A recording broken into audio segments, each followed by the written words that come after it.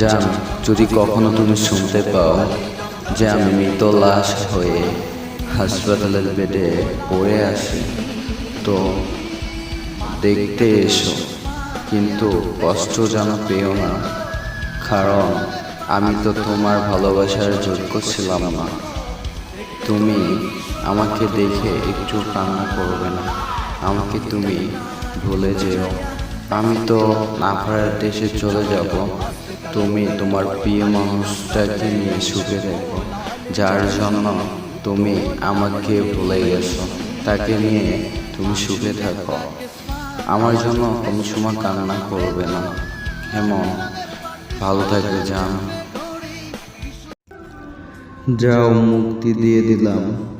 যে ভালোবাসা শান্তির চেয়ে অশান্তিটাই বেশি একটু কথা বলে জন্য পরে পা ধরার মতো অবস্থা হয়ে যায়, সে ভালোবাসা আমার লাগবে না। কান্দিস না রে জীবন, সান্ত্বনা দেওয়ার মতো তোর কেউ নাই।